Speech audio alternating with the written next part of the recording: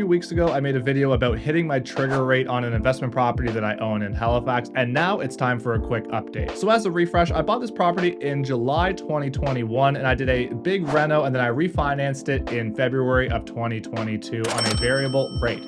Now, at that point, this became the most lucrative investment that I owned. Now, obviously, selecting that variable rate in February of 2022 was a mistake, and hindsight is everything, but at the time, I did not know there was going to be 7 rate hikes in 2022, but regardless, we are where we are now. So, as a remedy, my lender gave me 3 main options, and now it's time to unveil kind of where this went from there. But before I get into this, I'm curious to hear from you. Have any of you guys hit your trigger rates on your variable mortgages, whether it's on your primary residence or an investment property, or do any of you have mortgages coming up for renewal this year and you're about to be hit hard because of the new rates? And if so, are you worried about it? I'd love to hear from you to see what is happening out there. And just as a reminder, I post videos every week on YouTube, so if you like this content and you want to see more, please click the like and subscribe to my channel. And if you want to book a meeting with me, you can do so anytime in the calendar link below in my description at a time when it's convenient for you. So once I got the reno completed and I got new tenants in at market rents, the numbers on this investment property were pretty good. So here's what they looked like once I refinanced. Monthly income between the 2 units was sitting at $4,700 a month.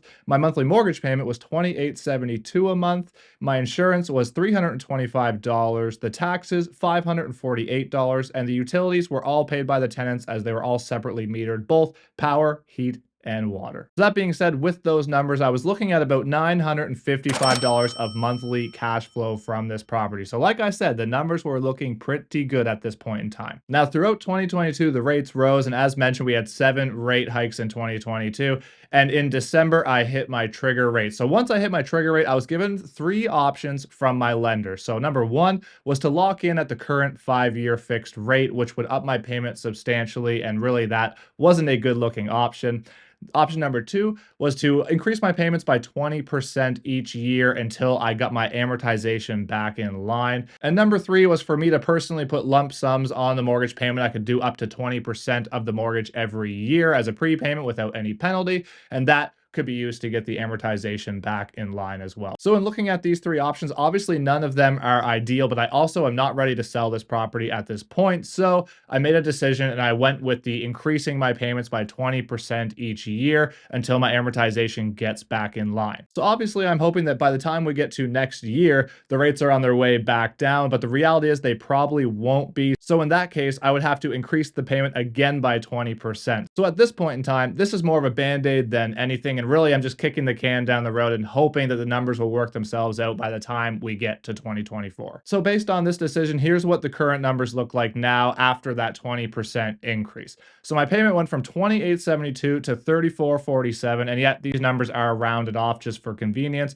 but I'm looking at about a $575 per month difference, meaning the cash flow decreased from $955 per month to $380 per month. And then if I look even further down the road, here's the real problem. This year isn't so bad with the option that I chose, but next year, if I have to increase it by 20% again, which I would say there's a good chance I do, that means my mortgage payments would be up to $4,136 a month, and then that would result in a net loss of about $300 per month on this property. And in reality, the chances are the rates aren't going to come down enough by this time next year to really factor in and make a difference. So chances are I'm going to have that 20% increase next year. And as of right now, with the current increase, my amortization is at 76 years. This originally was 25 years. So as you can see, I still have a long way to go to get this amortization back on track to what the original mortgage was, and therefore I'm probably going to have more increases in the future to make up for this. However, from a cash flow perspective, I still feel like this 20% option was the best option I had at this time if I wanted to stay with this lender, which I do,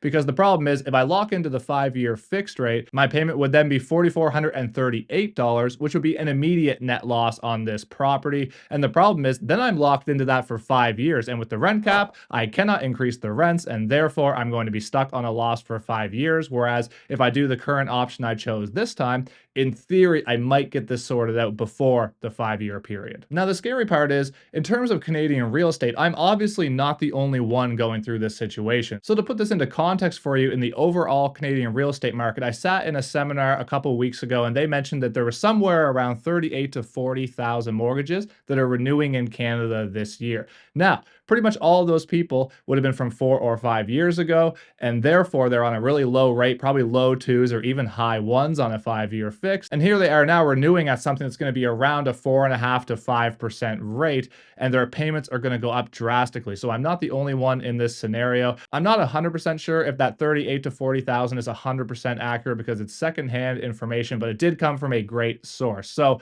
the point is, there's a lot of people in Canada that are going to be going through this year. So not only all these people that are going to be hitting their trigger rates like I have, which is pretty much anybody that took a variable mortgage since 2020, 2021, and even in 2022 early on. But then you also have all these mortgages renewing. So a lot of Canadians are about to be hit hard with the current interest rates, and they're all going to see a big increase to their monthly payments. Now, if you're still here watching, there are a lot of people going to be in this predicament, and I hope that you're not, and I hope that if you are, you'll be okay to afford the payments coming up as well. And if you got any value out of this video, please hit the like and subscribe to my channel, which will help push this out to more people like you that might be interested in this type of content. And if you're still here watching, thank you so much for watching. I really appreciate your support, and have a great day.